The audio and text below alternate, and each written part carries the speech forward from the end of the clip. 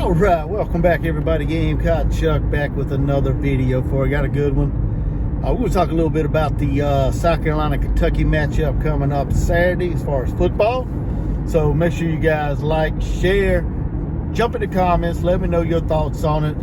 And if you're new here and you're checking this out for the first time, make sure you guys hit that subscribe button, hit the notification bell as well, as I am slowly getting up to my 1,000 subscriber mark. I really appreciate each and every one of you. Let's go and get in this video. Like I said, South Carolina is welcoming Kentucky to Williams-Brice Stadium Saturday night, 7:30, primetime kickoff. South Carolina needs this win if they want to try to finish out the year strong.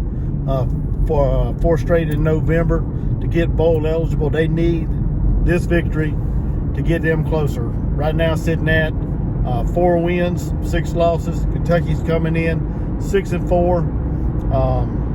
I don't think Kentucky's having the season that Kentucky fans and Kentucky coaches and players thought they were going to have. Devin Leary completing about 57% of his passes, so he's struggling in the SEC, to say the least. Coming out of NC State, he was a pretty good passer. I don't know if that's just the level of competition or the competition he's playing in, SEC versus ACC. Most SEC fans would say that's the primary reason why he's finally playing against top-notch or top talented defenses. And it also doesn't help that his wide receivers ain't really, giving him an opportunity to get more completions. When you drop the ball, hey, it is what it is. So, like I said, he's completed about 57% of his passes, a little over 2,000 yards on the season. His wide receivers, Dane Key, he's leading the pack as far as the receivers. But they need some more key playmakers, to step up and help out Devin Leary. From a running back standpoint, they got pretty solid running back in Ray Davis. He transferred in from Vanderbilt, where he run for over 1,000 yards last year with Vanderbilt. I think he's getting close to that 1,000-yard mark for this year. That's, outside of that, as far as on the offensive side of the ball, they got a pretty decent offensive line. When you look at defense, they're kind of similar to South Carolina. They're not getting any pressure home, it seems like, because they have 23 sacks on the year. South Carolina's only got 18 sacks on the year, so we're kind of similar there. Doesn't seem like either one of them is getting home to the quarterback, putting any pressure on the quarterback, to get any sacks or anything. But like I said, this is a matchup that I think, honestly, just because the records are a little different, I think this is a matchup of 2 similar teams, in my opinion. I look at South Carolina's offense. You got Spencer Rattler. I think we had the advantage at quarterback there because he's completed about 72% of his passes. But we got, Spencer Rattler as quarterback. Xavier Legette, over 1,000 yards, almost 1,100 yards on the season. Great wide receiver. We also need some complementary guys to step up and help Xavier, whether it's Omega Blake or Trey Knox if he's back and healthy, Josh Simon, the tight ends, Miriam Brown. We need someone to step up and kind of complement Xavier Legette at the wide receiver room. From our running back standpoint, we got Mario Anderson.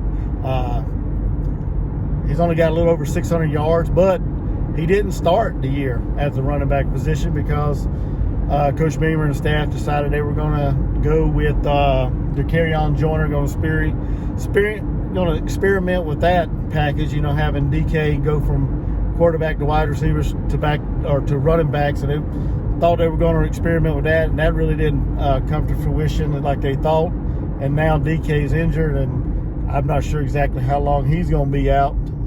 But we got Mario Anderson in there, very talented running back, hard-nosed running back that likes to hit the hole, keep his legs churning, and he usually falls forward when he gets hit. He don't usually get knocked back a whole lot, in my opinion. I ain't really seen that a whole lot, but he runs hard.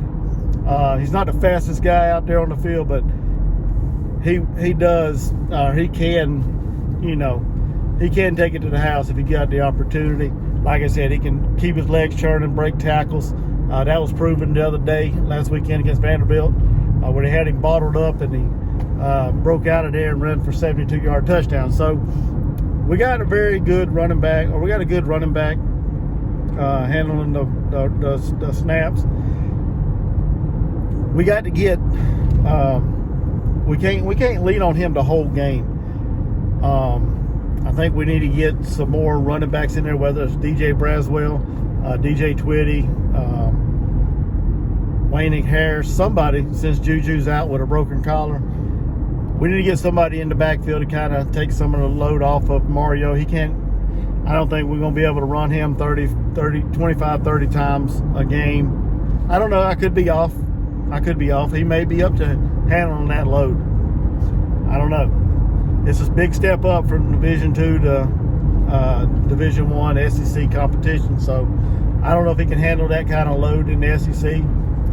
But either way, we need to get some more running backs, you know, in the fold, taking some of the carries and being productive out there. Not just taking the carries, but being productive. Like I said, the defense, we all know South Carolina's flaw on defense is being able to stop the run, not being able to stop the run, and getting out of position, poor tackling techniques. I mean, there's numerous things on defense that South Carolina needs cleaning up. Is this the weekend, kind of like Mississippi State, where they're going to sell out to try to stop Ray Davis and make Devin Leary beat us with his arm? I don't know. I don't know what the game plan is. We shall see. Are we going to see more 3-down linemen instead of the 4-3? I don't know. That seemed to work last week against Vanderbilt, but once again, it is Vanderbilt. They're not a very explosive and high-powered offense. So you take what you want out of that, but are we going to see some more of that 3-5 defense or 3-3-5 defense or whatever it was we played? I know it's 3-down linemen, but are we going to see that this weekend against Kentucky? We're going to try to sell out and stop the run? I don't know. But in order for South Carolina to win this game, I think we do need to stop Ray Davis. I think we need to play a little more sound, fundamental defense. Make sure we're in position, in the right gap. Make sure we're making solid tackles, not this arm tackle that I'm seeing that it's worthless. Actually, we need to see some good wrap-up tackle. Don't get to the second and third level. Make sure when you hit him, don't have no broken tackles, is what I'm trying to say. We've seen way too many of that this year. So I think for us to do that, we need to, like I said, stop the run, play sound fundamental defense. We need Spencer Rattler to have another outstanding game, which I think he will. I don't think Kentucky's secondary is, you know, something to be too worried about. But, you know, I don't know. But we shall see. But I need Spencer Rattler to have a big game. Xavier Legette, like I said, some more wide receivers to complement Legette, whether it's Harbor, Brown, the tight ends, whoever. We need somebody to complement Legette and have just have a good game. You know, like I said, and I think that's some of the keys as far as offense and defense. Establish the run, of course. You know, all that good stuff that you need to do to be victorious. Special teams, I'm not too much worried about that, but you know, it wouldn't hurt to get a couple, you know, block punts or something like that, like we did last year against Kentucky. But we shall see. But yeah, we shall see about that. Like I said, South Carolina needs this game. If we're going to get bowl eligible this year, we need to win this game. It's a must win if Coach Beamer and the staff and the players are wanting to, you know, be bowl eligible. This is a game that South Carolina, you know, has to win. And the good thing is it's at home, playing in front of a probably going to be a sold out, packed, rowdy crowd. on Saturday night. I'll be there. My family and I, we're going to be there in attendance. Going to be loud and rowdy and cheer on the Gamecocks. And, you know, looking at the game, you know, if I had to put a score prediction out there, you know, I'm going to say South Carolina, if they can do all the things, you know, they need to do to come out of there victorious, I think South Carolina is going to win this game. I would say roughly 31-20 is my prediction. I'm not sure exactly what the spread is on this. I think Kentucky's favored in this game by 1.5 or a pick 'em or something like that. I think it's pretty close, but I got South Carolina winning this game like 31-20. Like I said, these are all predictions. These are all just my opinions, my thoughts. Before y'all jump in the comments and let me know how off I may be or whatever, it's just an opinion. So everybody's entitled to them. I respect you guys. So, but anyway, I think South Carolina's gonna get it done, move to 5 wins, and set up a showdown with Clemson next weekend, the following weekend, after the Saturday after Thanksgiving, for an opportunity to go bowling. And even though it might be a shitty bowl, still an opportunity to go bowling. More practice for the young, more practices for the young players, and yeah, that's what it's all about, trying to get them younger players developed, in my opinion. So, but like I said, y'all jump in the comments, let me know y'all's thoughts on this matchup. Let me know